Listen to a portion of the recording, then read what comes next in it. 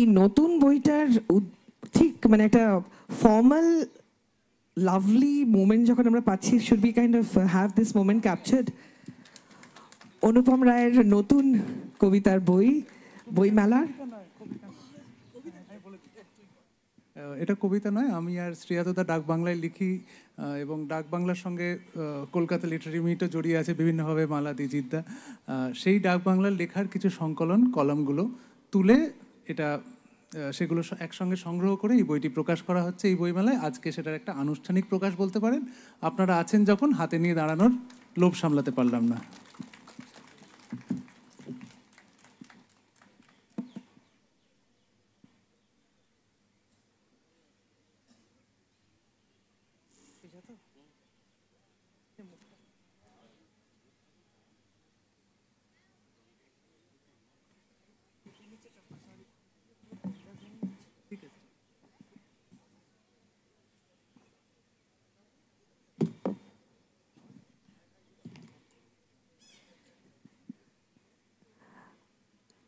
আমার মনে হয় আজকে আমরা মানে আমি একদমই বেশি কথা বলবো না, কারণ আমরা সকলে কথা শুনতে এসেছি এবং অনেক গল্প করব, শুনবো।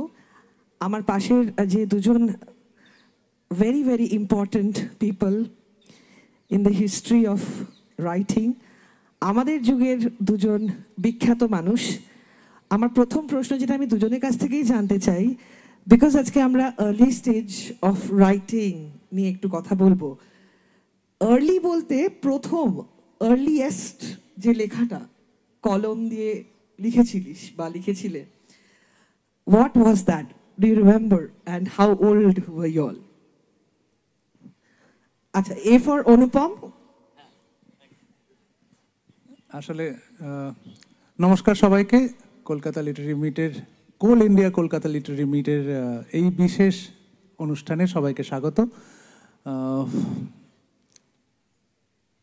লেখালেখি শুরু একদম ছোটবেলা থেকেই, কিন্তু সেই লেখাগুলো তো মানে পড়ানোর যোগ্য নয়, মানে একটা বাক্য রচনাও ঠিক করে করতে পারতাম না, কিন্তু করতে ভীষণ ভালো লাগতো আর কি। কারণ ওটাই বাক্য রচনায় ছিল আমার প্রথম ক্রিয়েটিভ রাইটিং বলা যেতে পারে, যে একটা শব্দ দিয়ে যা খুশি লেখো। এবং এমন এমন আইডিয়া মাথায় আসতো, মা সামনেই বসে আছে, যেগুলো মায়ের একদমই পছন্দ হতো না এবং ভাবতো যে অন্য কিছু কেন লিখি না আমি।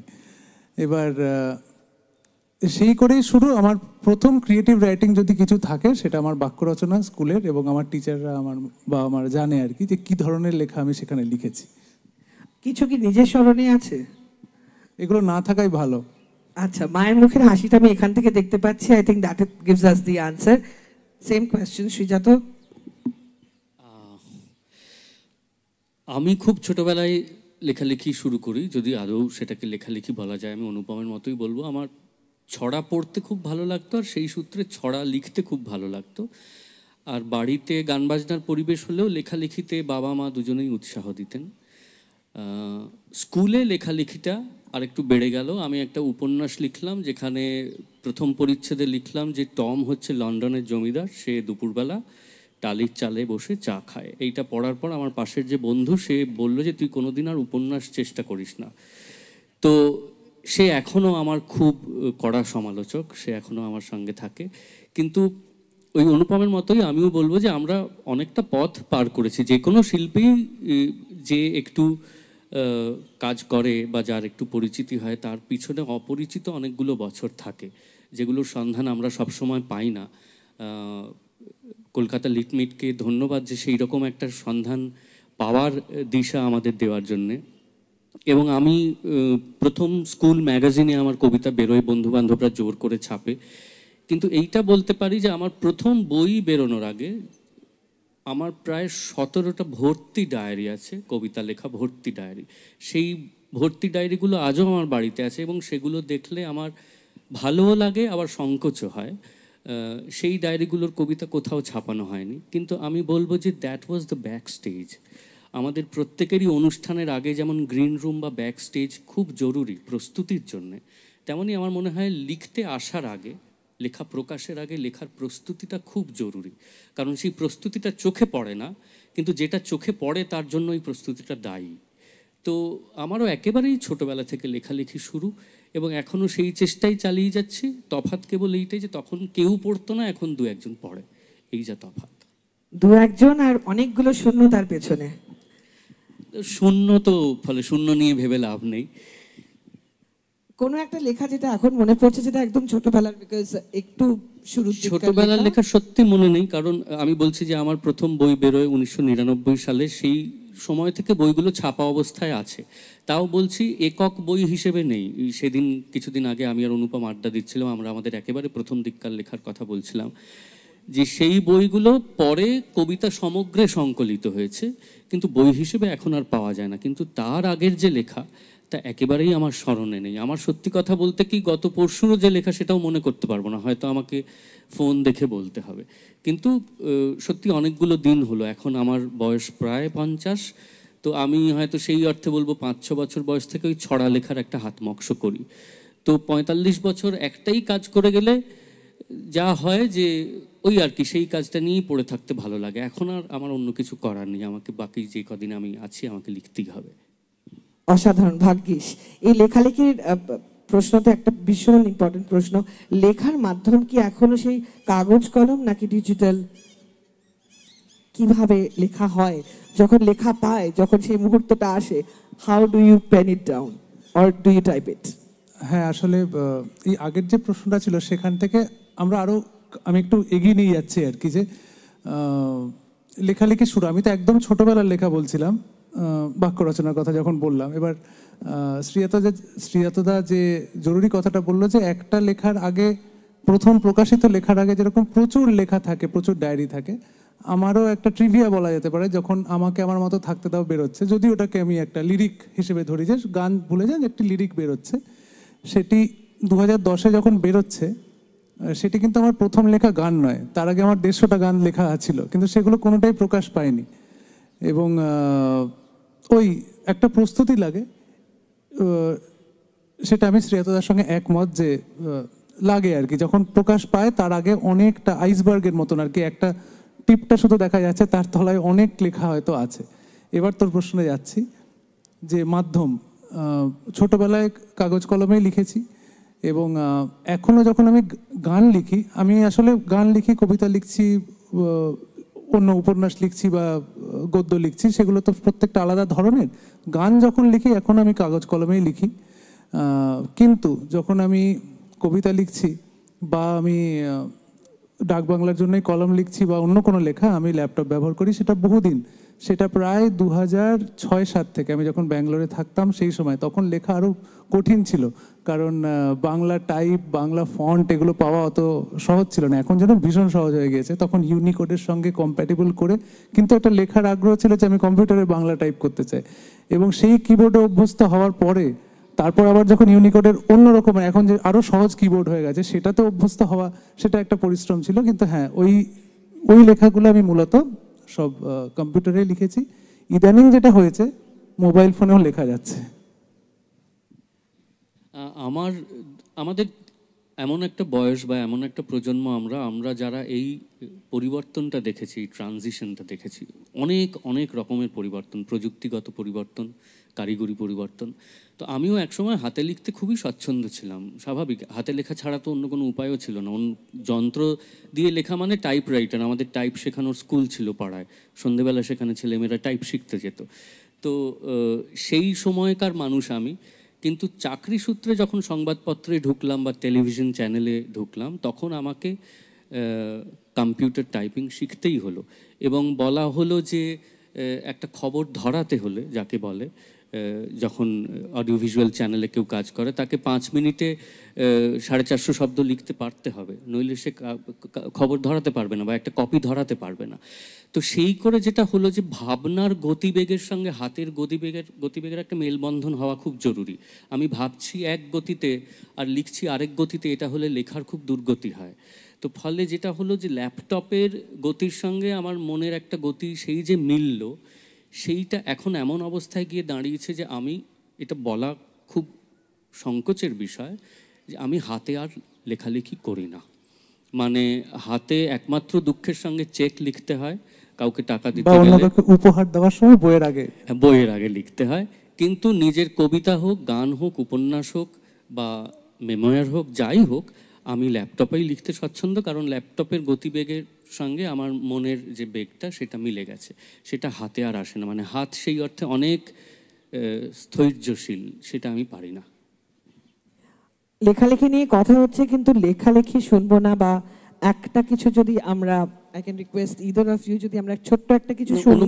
অনুপমের আগের লেখা একটু কবিতা শোনাবে, বা কবিতার গোড়ার দিনগুলোর কথা যদি বলো একটু, কারণ তোমাকে তো আমরা প্রথম চিনলাম গীতিকার, সুরকার, গায়ক হিসেবে, ঠিকই। কবি হিসেবে পরিচিতিটা আরেকটু পরে পেলাম, কিন্তু কবিতাও তুমি একই সঙ্গে লিখতে, তো সেই দিনগুলোর কথা যদি বলো আর একটু যদি পড়ো। ধন্যবাদ শ্রেয়াতদা। আসলে আমরা কিছুদিন আগে আড্ডা দিচ্ছিলাম, সেখান থেকেই এই অনেক কটা প্রসঙ্গ উঠে এসেছে যে মানুষ প্রথম আমাকে চিনেছে আমার সঙ্গীতের মাধ্যমে, কিন্তু তার আগে আমি বহুদিন ধরে লেখালেখি করছিলাম, যেহেতু সেগুলো জনপ্রিয় হয়নি, মানুষের কাছে পৌঁছাতে পারেনি, এবং আদৌ জানি না ভবিষ্যতেও হবে কিনা। প্রথম আমার লেখালেখি ছাপা হয় কৌরব নামক একটি পত্রিকায়। আমার প্রথম একটি গদ্য বেরোয়, সেটা কিন্তু কবিতা ছিল না।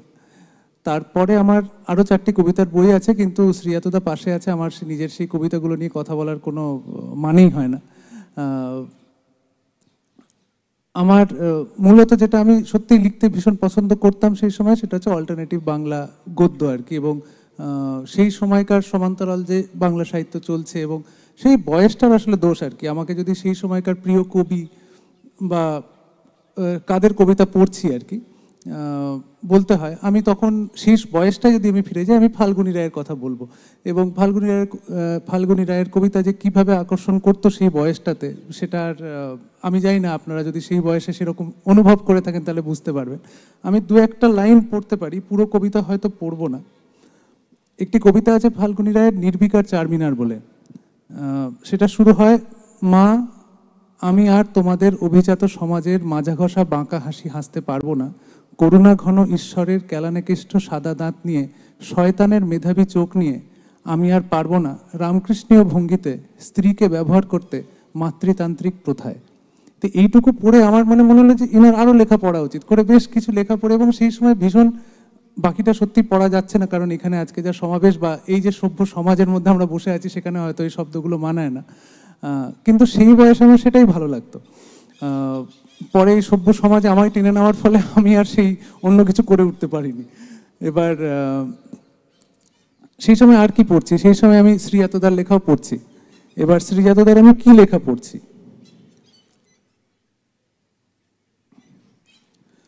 আমার মনে আছে তখন আমি ব্যাঙ্গালোর শহরে থাকি, এবং এখানে আমি ভুটুদাকে কি দেখতে পাচ্ছি, উনি ডেট্রয়েটে থাকতেন, এখনো আছে কিনা জানি না। তো ওনার সঙ্গে প্রথম পরিচয় রঞ্জন ঘোষালের বাড়িতে। রঞ্জন কাকু আমার জীবনে খুব গুরুত্বপূর্ণ একজন মানুষ, ব্যাঙ্গালোর শহরে থাকতেন, এবং ওনার বাড়িতে সুনীল গাঙ্গুলির সঙ্গে আমার প্রথম আলাপ।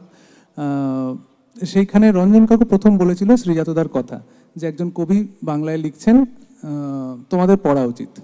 এবার শ্রীজাতদার বই তখন আনন্দ থেকে বেরিয়েছে, এবার আমরা সেই সময় প্রতিষ্ঠান বিরোধী প্রায় আর কি। এবার কিন্তু বই আমি জোগাড় করেছি, বই জোগাড় করে পড়েওছি।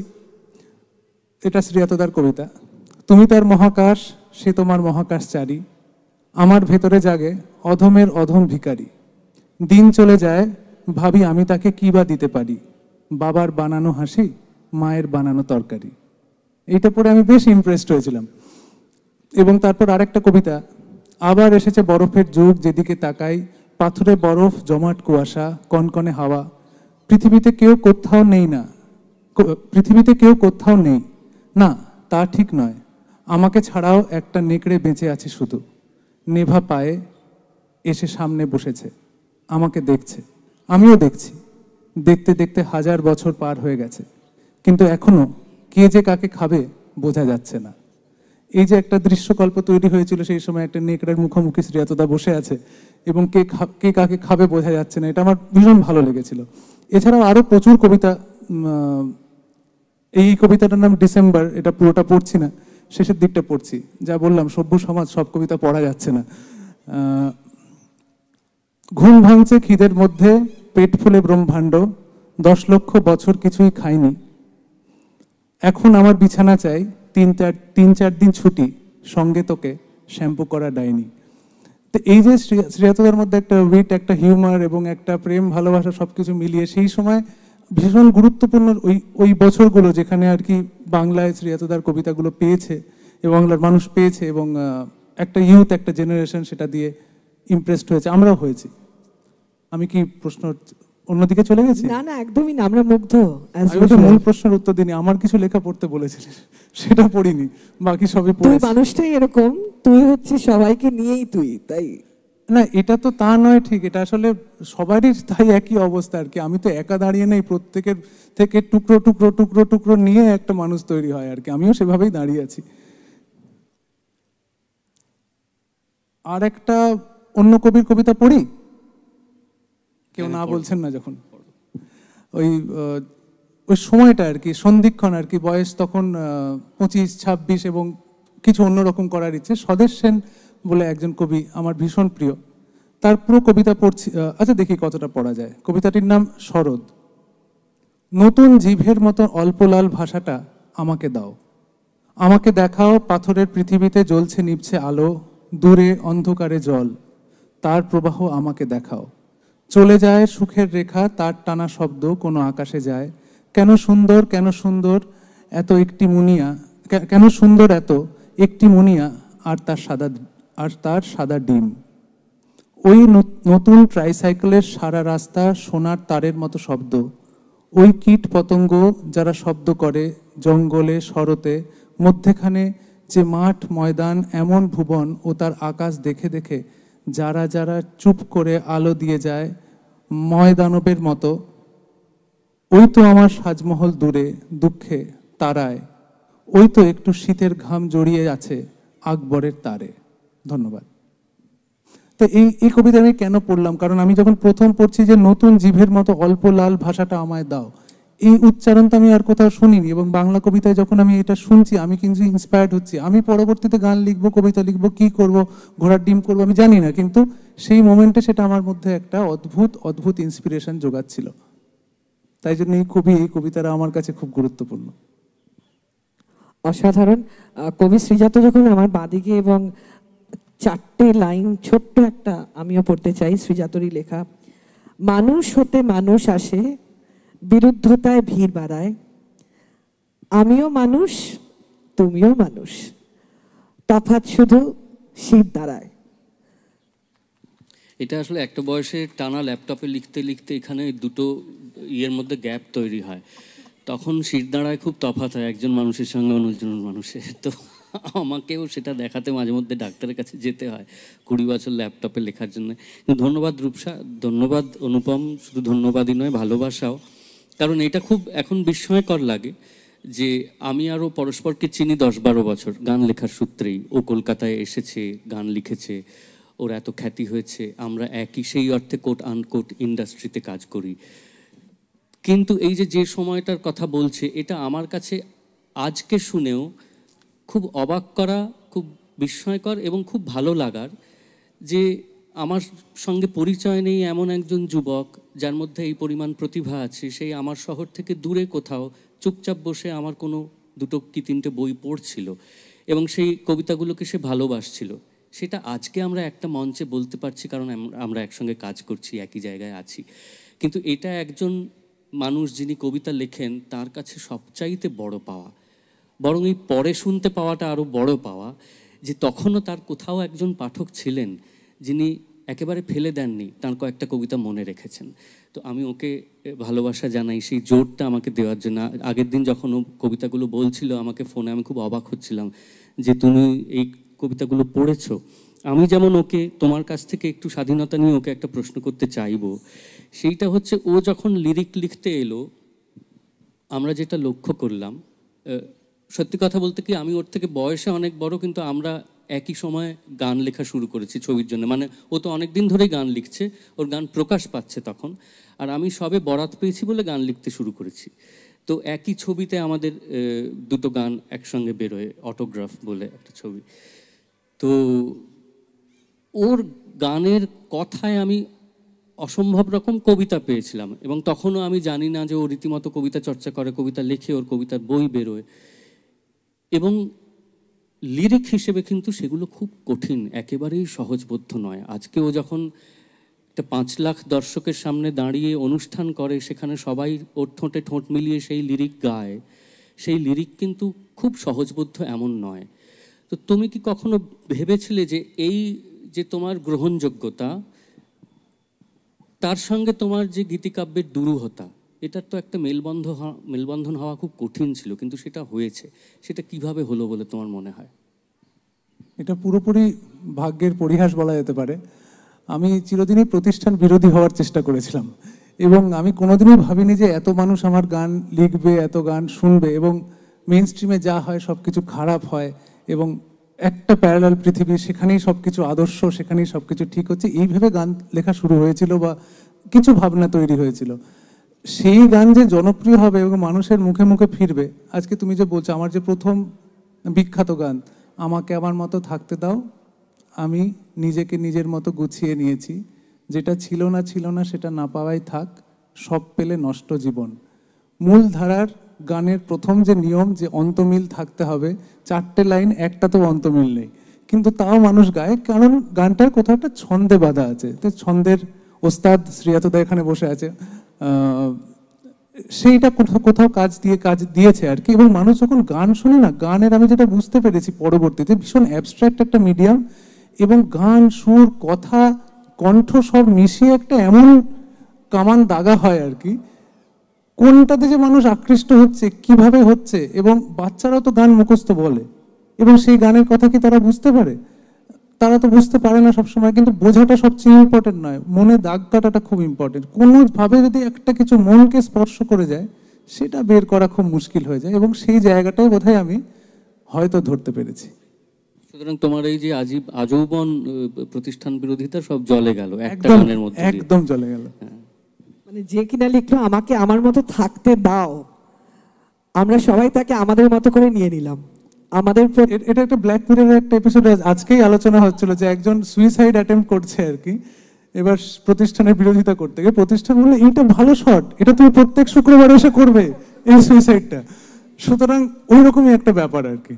এখানে একটা পরের প্রশ্নে যাওয়ার আগে বলি যে কোনো ওই শক্তি চট্টোপাধ্যায়ের একটা অসামান্য পংক্তি আমার মনে আছে, প্রতিষ্ঠান ভেঙে যায় বহুদিন সুসময় লেগে।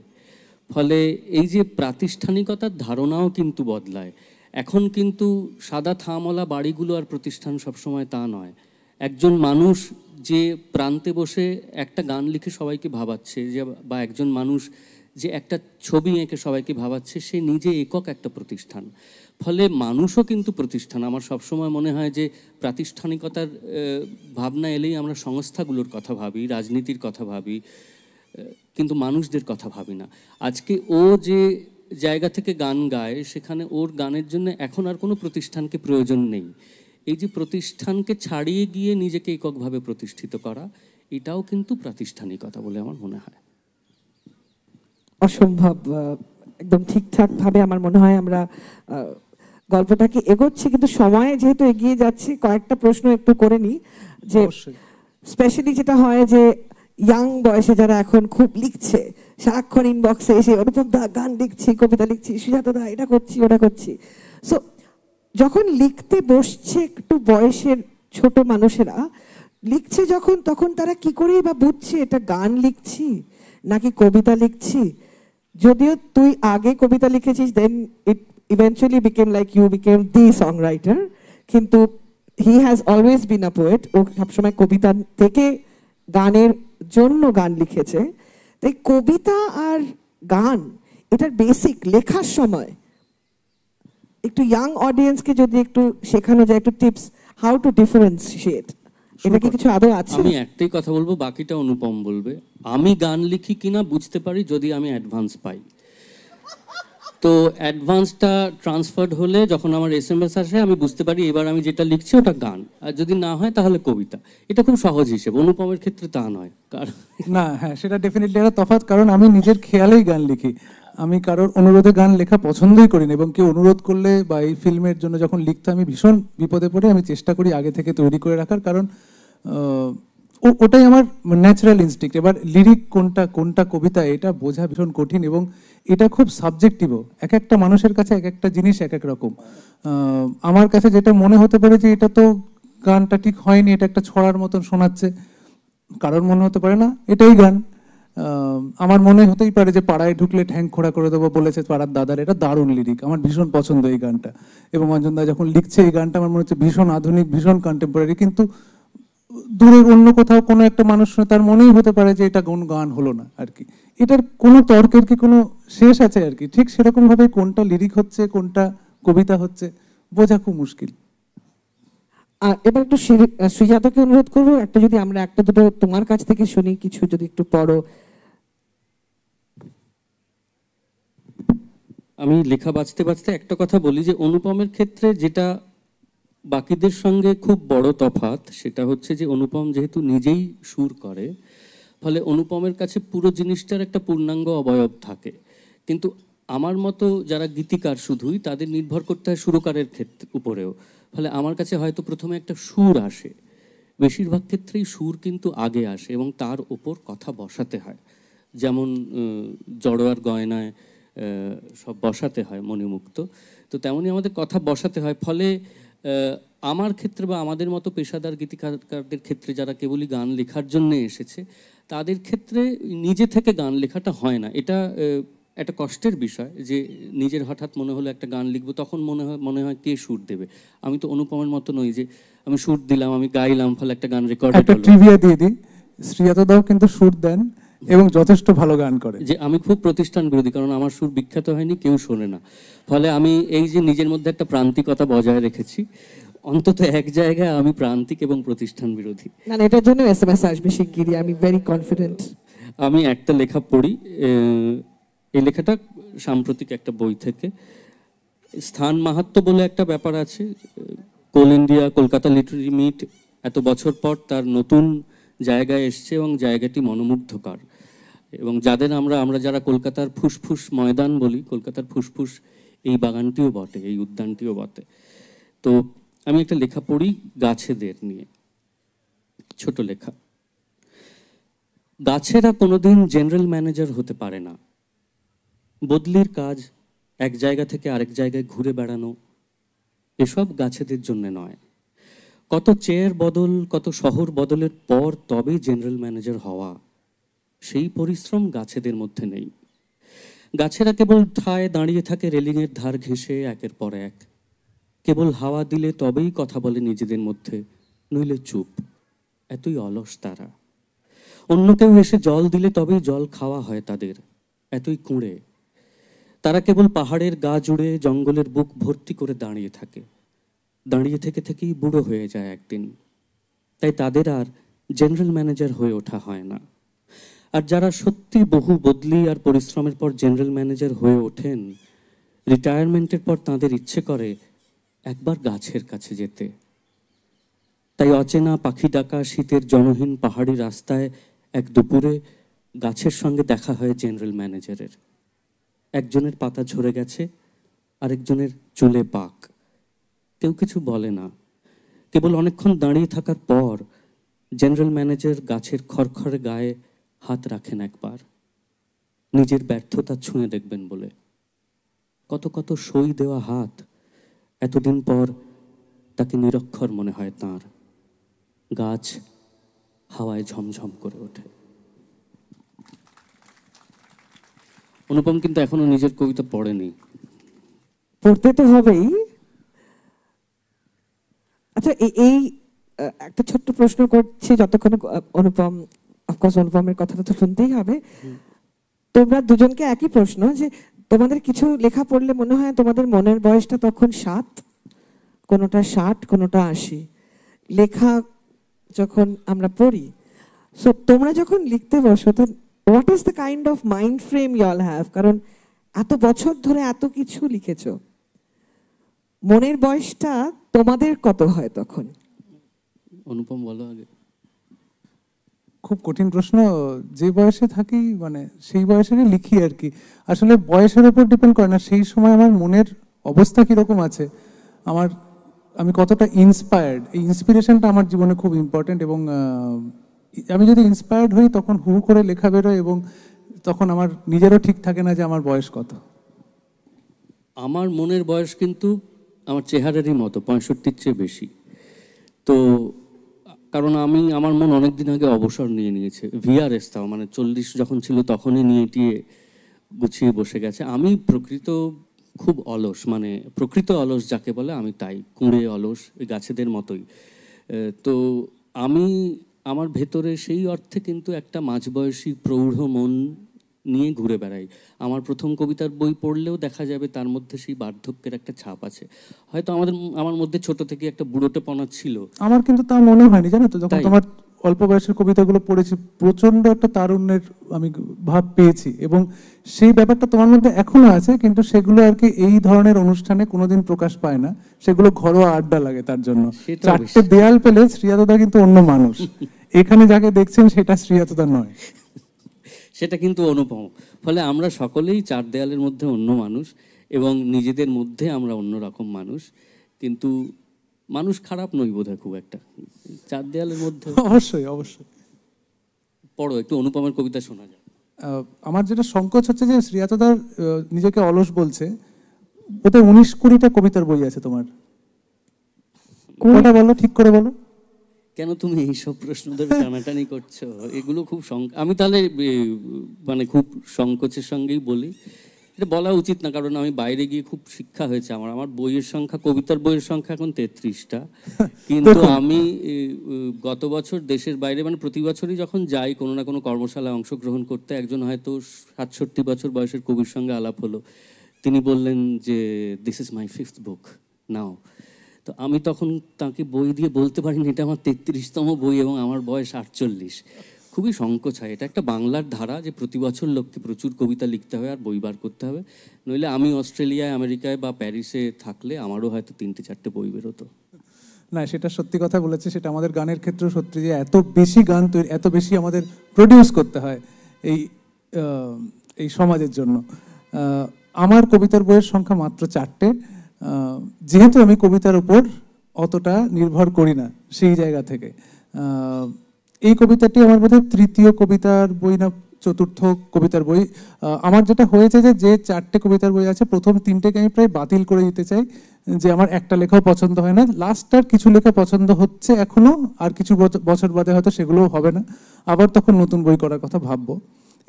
এই কবিতাটার নাম স্মৃতি থেকে, বইয়ের নাম বৃষ বসে থাকে। আমার কিছুতেই মনে পড়ে না তোমার নাম, মনে পড়ে তোমার সমুদ্র, নোনা চুম্বন, বিয়ার সিগারেটে ঘষা ঠোঁট। আর কি কোনোদিন হবে না কথা? যদি এই চিঠি পাও যোগাযোগ করো, এই জুন মাসের আলোয় তোমার চোখ দুটো দেখি একবার। শরীরের তর্জমায় যে ছায়া, তাকে ভালোবেসে ফেলাই আমার কাজ। কিছু ঘটলে তবেই না স্মৃতি, শুধু স্মৃতি থেকে তো কিছু ঘটানো যায় না। ধন্যবাদ। আরেকটু পড়ো। আরেকটু পড়বো? হ্যাঁ হ্যাঁ হ্যাঁ প্লিজ। এটা কলেজ জীবনের একটা স্মৃতি, সেটাকে নিয়ে কবিতা বানিয়েছিলাম আর কি। কবিতাটির নাম স্টকার। আমিও স্টক করতাম, মানে আমি খুব আলাদা কিছু নই আর কি। মানে এটার সঙ্গে তারকভস্কির কোনো যোগ নেই বলছি? না না, তারকভস্কির কোনো যোগ নেই। স্টকার। অনেকদিন পর তুমি হাসছো, সেমেস্টারের রোদ বাঁক নিয়েছে, করিডোরে হুড়মুড় করে ঢুকে পড়ছে স্টোন চেপস আর জুতোর শব্দ। ঘাড় ঘোরালেই আমার মতো কাউকে দেখতে পাবে, 2 মিনিটে মিলিয়ে যাবে সোয়েটার মিছিলে। আজ অনেক দিন পর তুমি হাসছো, এখন কিছুতেই বাড়ি ফেরা যাবে না। ধন্যবাদ। সময়টা যখন থমকে ছিল, সালটা ছিল 2020, তখন অনুপমের ইনস্টা পোয়েম, অনেকদিন হলো ছোট ছোট ছোট ছোট লেখার কিছু একটা ঝলক আমরা পেতাম। সেখান থেকে কয়েকটা লাইন আমার ভীষণ ভালো লেগেছিল, সেভ করে রেখেছিলাম। আজকে যখন সুযোগ হলো ভাবলাম একটু পড়ি, খুব ছোট্ট করে কয়েকটা লাইন। ফেলে আসা সৈকতে হু হু করছে জ্যোৎস্না, পাথরে পাথরে লাফিয়ে আমি এগোই। গতি থাকলে তবেই ব্যালেন্স থাকে, থেমে গেলে আমিও সবার মতো পড়ে যাই। তুই উড়িস, তুই পড়িস না। আমার মনে হয় রবীন্দ্রনাথ এখন থাকলে লিখতেন, আমরা দুজন ইনস্টাগ্রামে থাকি, সেই আমাদের একটিমাত্র সুখ। হ্যাঁ, তো ফলে এখন তো প্রায় সেরকমই হয়েছে। হ্যাঁ ঠিকই। যদি আরেকটু সময় থাকে আমি আরেকটা কবিতা পড়ছি, যেটা আমার বলার, যে আমি যেহেতু গান লিখি এবং গানের সঙ্গে অন্তমিল ছন্দ এগুলো ভীষণভাবে জড়িত। আমি কবিতার সময় সেগুলো বর্জন করারই চেষ্টা করি এবং আধুনিক পদ্ধতি বা আধুনিক কবিতার মতন আমি তার কোনো ছন্দ নেই, তার কোনো মিল নেই, এরকম কবিতা লিখি শুধু ভাবকে মানে ভাবকে প্রকাশ করার জন্যই। শ্রীজাতদা প্রচণ্ড বেশি, আসলে শ্রীজাতদার ছন্দটা ভীষণ স্ট্রং এবং অন্তমিল যেভাবে আধুনিক অন্তমিল বাংলা কবিতায় এনেছে সেগুলো ভীষণ ভীষণ গুরুত্বপূর্ণ এবং ভবিষ্যতে এই নিয়ে অনেক মানুষ অনেক কথা বলবে আমি জানি। সেই জায়গায় দাঁড়িয়ে আমারও মনে হয় যে মাঝে মাঝে আমি চেষ্টা করি একটা কবিতা ছন্দ মিলিয়ে লেখার। তাই এটা একদম নতুন কবিতা। আমরা শুরু করেছিলাম একদম শুরুর গোড়ার দিক থেকে। এবার 2025-এ আমি কি লিখছি, কবিতাটার নাম ধান্দাবাজ। আমার আসলে সবই খারাপ লাগে, বিনামূল্যে গালমন্দই খাবে, তার চেয়ে তোমরা আমায় নাও না ভাড়া, পয়সা পেলে ভালো বলাও যাবে। তোমায় আমি ভালো বলবো কেন, তোমার ভালো আমার তাতে কি, বলবো যখন ধান্দা থাকে যেন, ক্যাশ না হলে অন্যরকম ফি। এই দুনিয়ায় কি বা আছে চাওয়ার, তেল ঢেলে দাও আমার দুটি পায়ে, বুঝছো কিনা আমার কত পাওয়ার, ভালো বললে ফোসকা পড়ে গায়ে। তেলেও কিন্তু লাভ হয় না আজার, কিছু তো দাও যেটার আছে ভ্যালু। আমি কিন্তু তৈরি করি বাজার, তোমায় করব বিরিয়ানির আলু। কারোর ভালো করতে চাই না মোটে, বরং আমি কাঠি করায় মন দিই। ভালো বলার বিপদ গলায় ফোটে, ভালো বললেই নতুন প্রতিদ্বন্দ্বী। বাঁচো মরো কিংবা থাকো কোমায়, ঘুরতে থাকো আমার পিছু পিছু। বলবো ভালো, ঢেঁড়স বুঝলে তোমায়, বুঝবো যখন তোমার হবে না কিছু। ধন্যবাদ।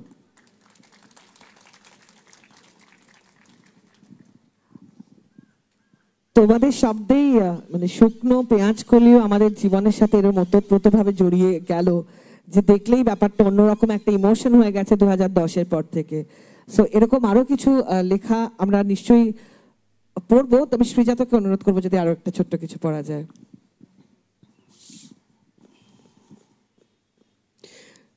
মজা হচ্ছে এই অনুপমের শুকনো পেঁয়াজকলি যার ছবিতে জায়গা করে নিয়ে এত নাম করলো, সে বোধহয় সারা বছরে একবারও পেঁয়াজকলি খায় না, সে কোনো সবজি খায় না। কিন্তু অনুপমের গানে প্রচুর সবজির কথা আসে আর তার ছবিতে সে দিব্যি সেগুলো শ্যুট করে। এই লেখাটা এটার কোনো নাম নেই। আমার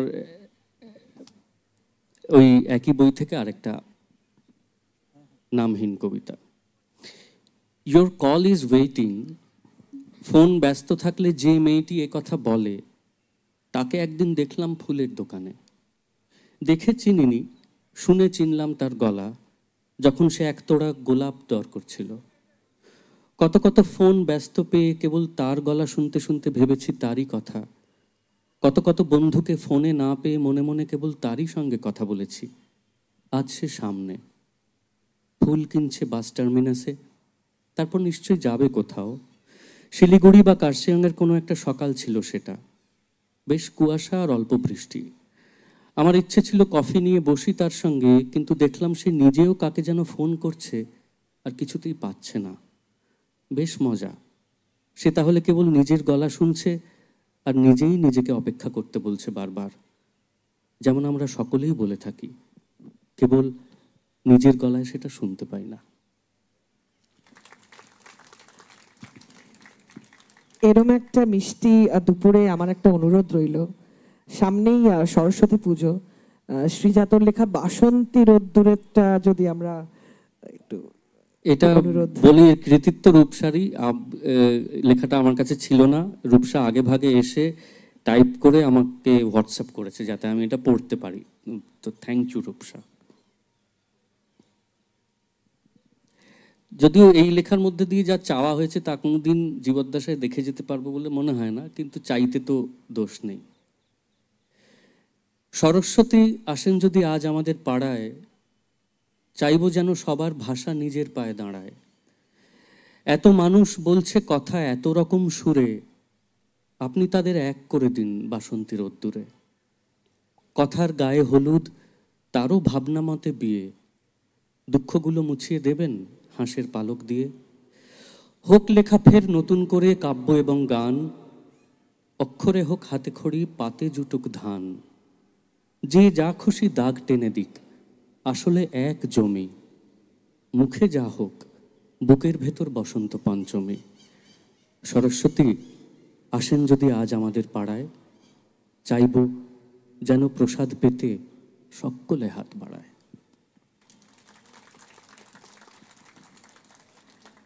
এবার আমরা কিউএনএ সেশন ওপেন করছি। আপনাদের কারো যদি কোনো প্রশ্ন থাকে,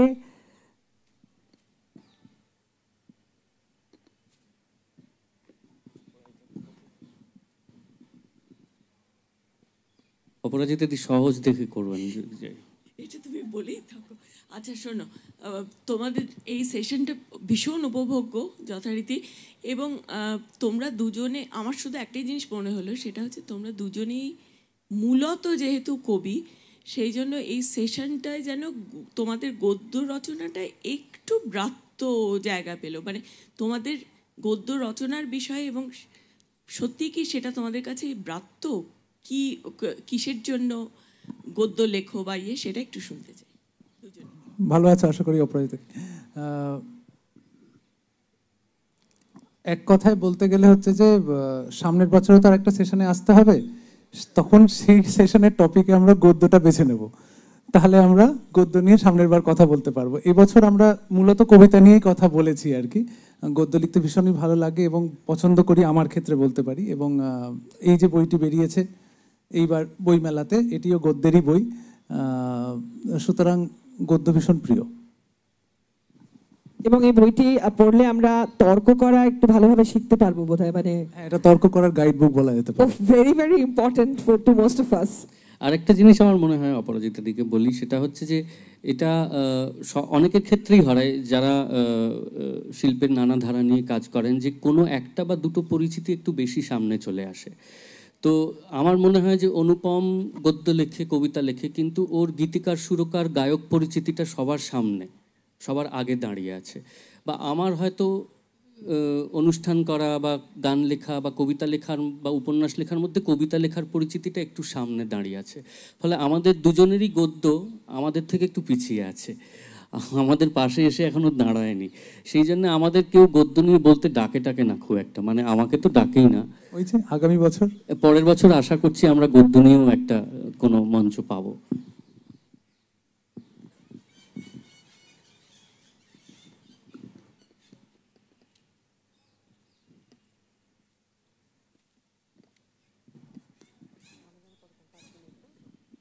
আচ্ছা, এই প্রশ্নটা দুজনের জন্যই। আমি একটা জিনিস লক্ষ্য করলাম যে আপনারা হিউমার ইউজ করেছেন অনেক কবিতায়, এবং যেগুলো চুজ করেছেন সেগুলোতে হিউমার আছে, এমনকি একটু সিরিয়াস সাবজেক্ট হলেও হিউমার আছে। এটা কি আপনাদের চয়েস, না এরমভাবেই লেখেন আপনারা? আপনাদের কি বেশিরভাগ কবিতায় হিউমার আছে, নাকি আপনারা বলতে ভালোবাসেন সেটা, তার জন্য আজকে পড়লেন ওরকম? আমিও বলি, তুমিও বলো। খুব সুন্দর প্রশ্ন। আমার মনে হয় যে এটা নির্ভর করে যে আপনি আপনার পারিপার্শ্বিক এবং আপনার সময়কে কি চোখে দেখছেন তার উপরে। আমি সবসময় বেড়ে ওঠার সময় এবং আজও আমার চারপাশের পৃথিবীতে একটা কৌতুক এবং শ্লেষ মেশানো আবহ দেখতে পাই। কখনোই আমি পৃথিবীকে একটা কৌতুকহীন চোখে বা তির্যক চাহনি ছাড়া দেখতে পাই না। সেটা আমারও অপারগতা হতে পারে, বা এক পেশেপনা হতে পারে, বা আমার পৃথিবীর ধরনও হতে পারে। সেই কারণে আমি যে রকম কবিতাই লিখি না কেন, তার মধ্যে শ্লেষ এবং কৌতুক, বিশেষত কৌতুক, হিউমারের কথা আপনি বললেন, সেটা বারে বারে এসছে।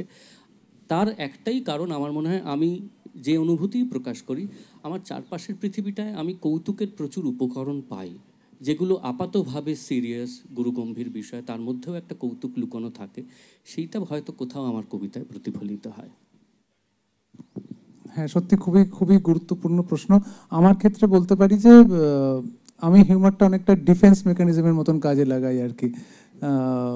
আমার তিক্ত অভিজ্ঞতা বা আমার হেরে যাওয়া, সেগুলোকে মানে হিউমার দিয়ে ঢেকে রাখলে নিজের একটা খুব স্যাটিসফ্যাকশন হয়। আর খুব ডার্ক কিছু দেখলে আর কি, সেটাকে মানুষের কোনো খারাপ দিক, সেটাকে হিউমারাসলি যদি বা স্যাটারিক্যালি যদি প্রেজেন্ট করা যায়, আমার ন্যাচারালি আসে। এবার আমি কেন করছি এতটা ভাবিনি, আজকে তুমি প্রশ্নটা করলে তাই আমি ভাববো ভবিষ্যতে আর কি, বাট ওটা আমার ন্যাচারালি আসে আর কি, আমি হিউমার পছন্দ করি।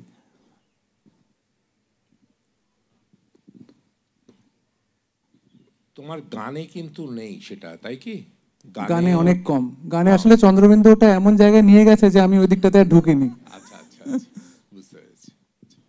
আর ত্রিস্তান গানের কথা, তোমার ত্রিস্তান যে গান তুমি যখন খুব হোমসিক, হ্যাঁ হ্যাঁ হ্যাঁ, তোমার মনে আছে? ও বাবা, ওইটাই তো আমার প্রথম শোনা। আমাকে রঞ্জন বলল আমি ডেট্রয়েটে বসে আছি, তোর কালকেই চলে আয়। এখন আমার এখানে বসে আছে একজন, সে গান লিখেছে, দেখবি কিরম সুন্দর লিখেছে, কিরম সুন্দর গান, গানে সুর দিয়েছে। আমি চলে এলাম পরের দিন, মনে পড়ে? হ্যাঁ মনে আছে, মনে আছে। Thank you. আমরা শেষ একটা দুটো প্রশ্ন নেব, একটা, ওয়ান লাস্ট। ওকে, যখন নেই তাহলে let me ask the final question. এত কিছু লেখা হচ্ছে, কনস্ট্যান্ট প্রসেস, লেখাটা তো চলবে, নিজের একটা লেখা লাইন যেটা দেখলে মনে হয় এটা আমি লিখেছি? আমি বলি, আমার একটা লেখা লাইন 2 বছর আগে খুব বিখ্যাত হয়েছিল, সেটার জন্য আমি 2টো অ্যাওয়ার্ডের নমিনেশনও পেয়েছিলাম। মন রে কৃষি কাজ জানো না, এমন মানব জমিন রইল পতিত, আবাদ করলে ফলতো সোনা। 300 বছর আগে রামপ্রসাদ লিখেছিলেন, কিন্তু গানটি আমার নামে বহু জায়গায় চালানো হয়, আমি অ্যাওয়ার্ডের জন্য নমিনেশনও পাই। তো আমার লেখা এই লাইনটি আমার মনে হয় শ্রেষ্ঠ। আমি এরকম আর কোনো লাইন লিখতে পারিনি, পারবও না।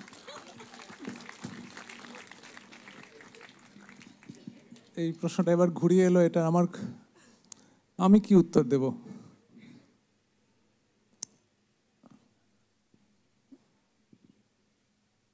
আসলে এখনো বোধহয় সেই লাইনটা লেখা হয়নি আর কি আমার এখনো, যেটা লিখে আমি সেই আত্মতৃপ্তিটা হবে আর কি। যখন লিখি এক দুরাত্মের ভীষণ মনে হয় যে এটার জন্য আমি নোবেল বা কিছু একটা পাবো আর কি, কিন্তু কিছুদিন বাদে সেই স্বপ্ন ভঙ্গ হয়, মনে হয় যে এর চাইতে বেটার লেখা উচিত আমার, এবং ভবিষ্যতে নিশ্চয়ই কিছু একটা লিখবো যেটা আমি বলতে পারবো। রূপসা, সরি। থ্যাংক ইউ, আন্তরিক ধন্যবাদ জানাই আরো একবার Coal India, Kolkata literary meet team, game plan and everyone.